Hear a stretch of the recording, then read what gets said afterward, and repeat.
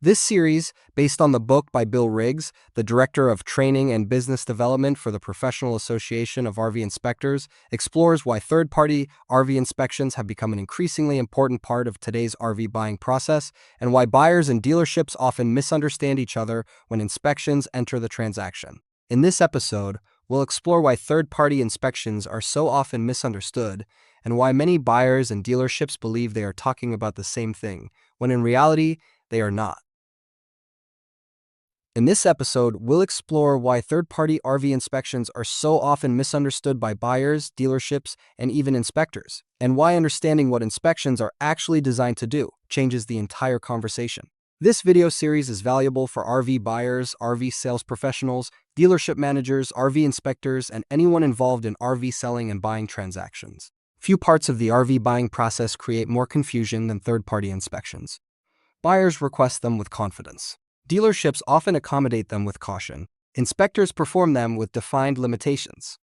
And yet afterward, all three parties often walk away with very different ideas about what just happened.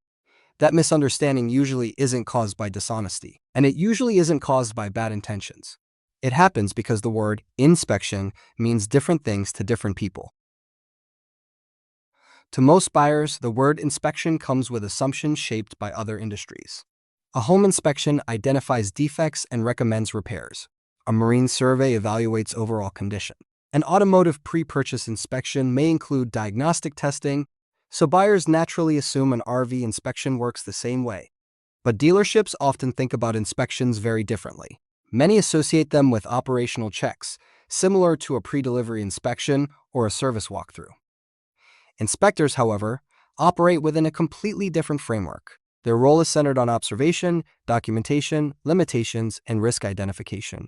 So while everyone believes they are discussing the same process, they usually are not. One of the most common misunderstandings involves what an RV inspection is supposed to verify. Many buyers assume an inspection verifies reliability. Dealerships often assume it verifies functionality. But professional RV inspections are not designed to verify either one. They are designed to document observable condition at the time of inspection. That may sound subtle, but it is foundational. An RV system can function correctly during an inspection and still fail later. And a system can show early signs of deterioration while still operating normally. An inspection is not a forecast. It is only a snapshot of the RV's condition at the time of inspection. This is where a lot of confusion begins. When buyers expect predictions or dealerships expect confirmation, the inspection can easily feel disappointing or even frustrating because expectations and reality are not aligned. But professional inspections are not designed to predict the future. They are designed to document what can be reasonably observed right now under the conditions present at the time of the inspection. They reflect how systems are operating in that moment, not how they will perform days, weeks, or months later. And that distinction matters because mechanical systems change. Conditions change. Usage, environment, and time all influence what happens after the inspection is complete. So when an inspection is understood as a snapshot, the information becomes clearer. But when it is treated like a forecast, it can easily be misinterpreted. Understanding that difference helps reduce frustration, improves communication, and keeps expectations aligned for everyone involved in the transaction. Another major source of misunderstanding is inspection depth. Many buyers assume inspectors remove panels, disassemble systems, or test every component under every possible condition. But that is not how professional RV inspections are designed.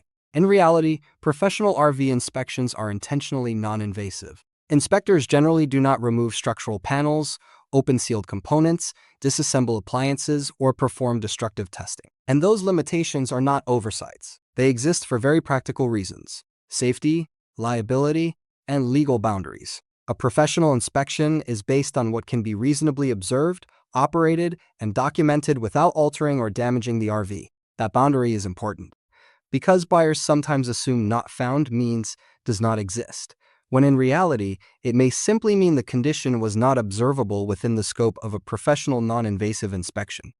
Understanding that limitation helps buyers interpret findings more accurately and helps everyone involved maintain realistic expectations.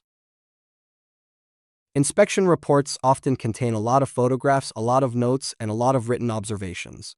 To a buyer unfamiliar with professional documentation, that volume can feel alarming. A long report can look serious, even when many of the findings are routine, expected, or simply informational. But to a professional inspector, documentation is not drama.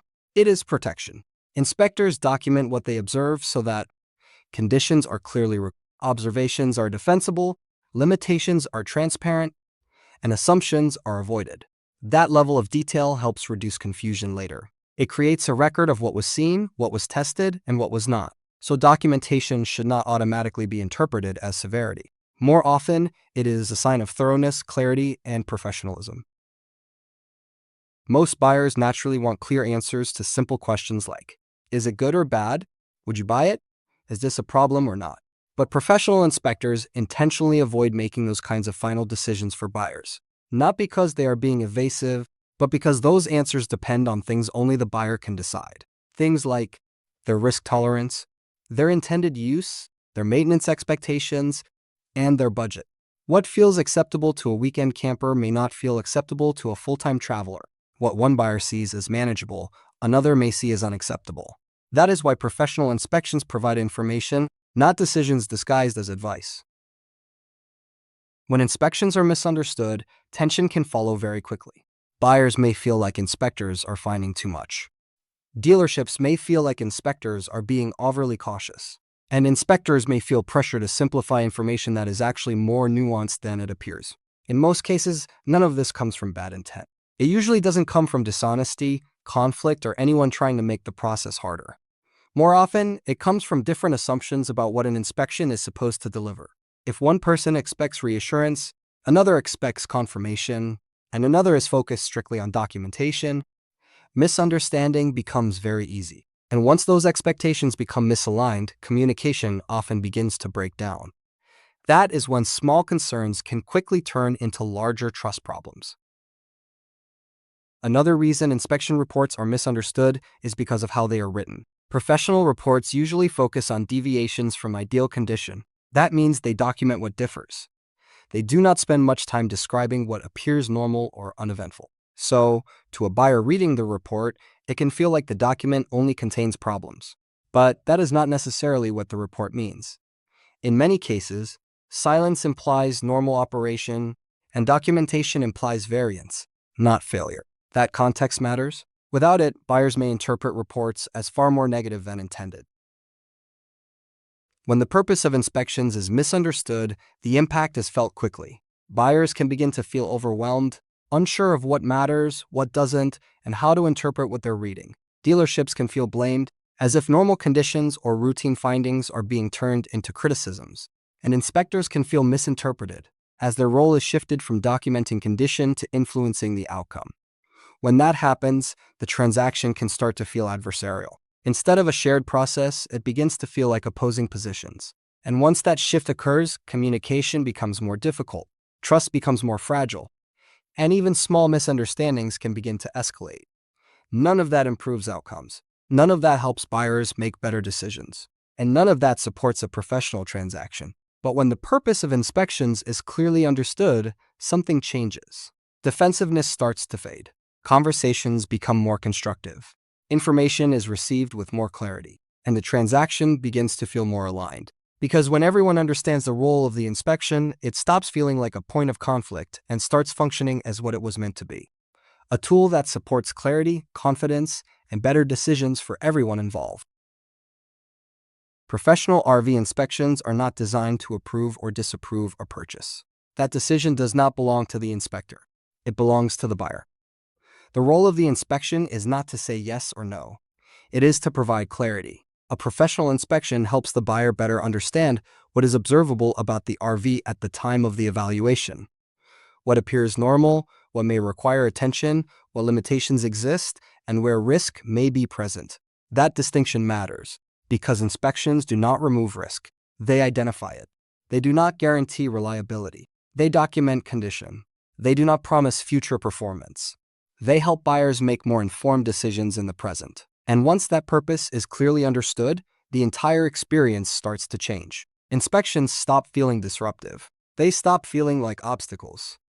And they begin functioning the way they were actually intended to function, as tools for transparency, due diligence, and better decision-making.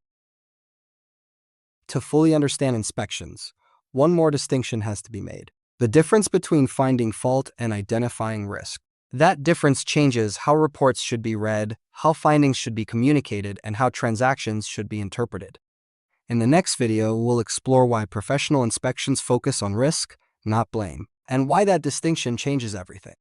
If this episode helped clarify how inspections are often misinterpreted, please like this video and consider subscribing for the rest of the series. For a deeper understanding of inspection standards and professional practices, you can find the book Understanding the Role and Value of Third-Party RV Inspections on Amazon in paperback, ebook, and Audible versions.